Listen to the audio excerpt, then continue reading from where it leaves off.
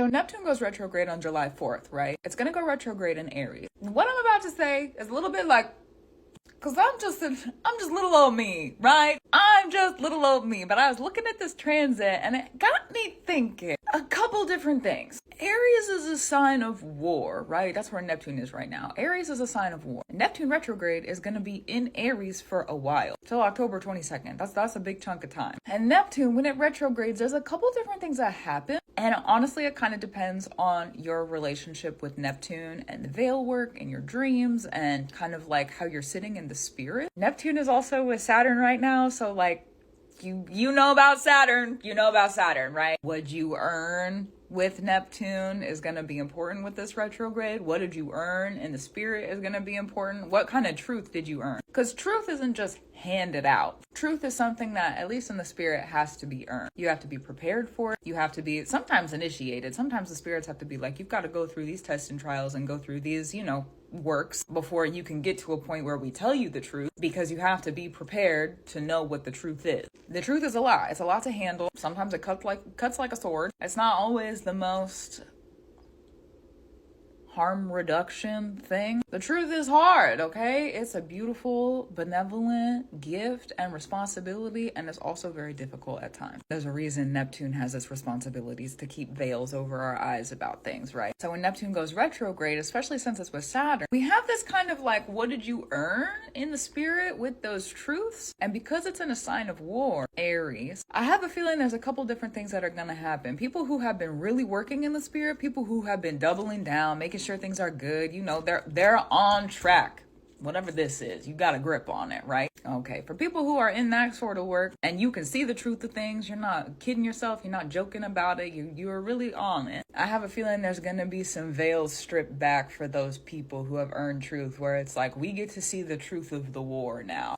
Look at the time we're living in. There's a lot of different ways that is applicable. And war also doesn't just show up on like a massive global scale, at least not in the way that I practice. War can be on an individual, one-on-one kind of level. So we're going to see some truth about that come through for people who've got a grip on their truth and on their practice. For people who have been messing around, I don't know what you're doing, not you specifically, but those people, right? Whoever that might be. For people who are not doing what they're supposed to do and they know that they're not supposed to be doing with it. People have chosen ignorance. That's actually a great way to say that. That's a great way to say that. People have chosen to be ignorant. I have a feeling things are going to get a lot more confusing for those people. I just had this feeling that Neptune and Saturn are going to be like, oh, you chose not to see it? Okay, well, let's put this cover over you too. I have a feeling that's what's going to happen. I don't know how I feel about it yet, because I just kind of had this realization, but I have a feeling.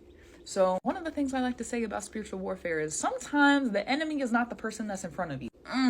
Sometimes the enemy is the spirit that's up and around. Could be the spirit that they're feeding, but it's not always necessarily the person that's in front of you. That's not to excuse people from their actions, their decisions, their choices. That's not what that is. No, because people are still responsible for themselves as a human in the physical and in the spirit, while simultaneously understanding that there are forces quite larger than you and me, right? Okay. So there's room for both of it within that sort of narrative space. But yeah, I just have a feeling.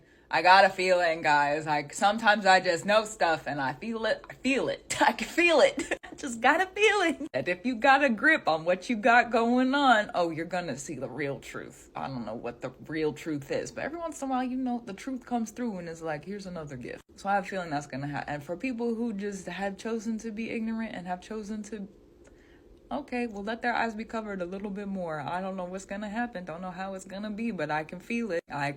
We're pretty close to that retrograde. July 4th again is when that happens. Oh, Neptune. Here we go. And then we have Saturn retrograding on the 13th. And that, listen, Saturn and Aries, that's like frenzy crazy order. That's frenzy crazy order. Let me go over and over and over again. So for people who really got a grip on it, okay, make sure you keep a grip on it. That truth, that practice of yours, that beautiful, beautiful, strong, rooted, grounded practice of yours, okay? Keep a grip on it between when Neptune goes retrograde and when Saturn goes retrograde, July 4th to July 13th. Keep a grip, because we don't need to slip.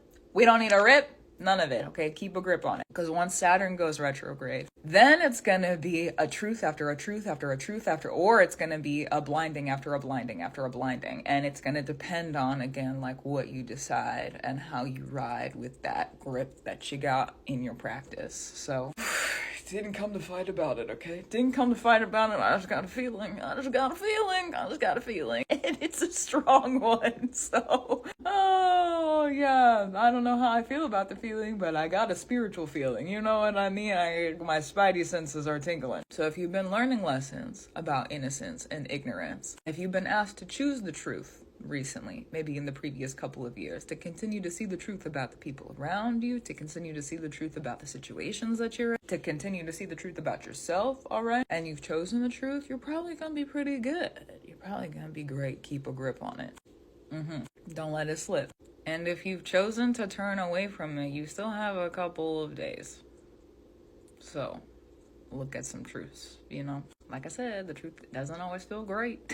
It's not always the kindest. Sometimes we're blind to it for a reason. And there's always a reason. But yeah, I have a feeling Neptune and Saturn are gonna be like, okay, well, here's the real truth. Here's the actuality of it. Here's really what's going on. And the thing is that for people who are practitioners, you got a grip on your practice, right? It's probably gonna come through in ways that only spirit talks to you. That's kind of the other side of things. It's like, if you've used your gifts to continue to see the truth in the world, you can expect once Saturn and Neptune both go retrograde, and starting when Neptune goes retrograde, you can expect there to be like a lot more communication around kind of what's going on in the world. If you're someone who receives those big messages about kind of like how power structures are moving, or there's a lot of different ways that could be applicable, the primordial spirits, how they're moving. If spirit keeps you prepped in that area, expect more information. Be patient with it, you know, as it needs to be. And also, it is. Gratitude, reverence, and love to you. Keep up the brew that you do.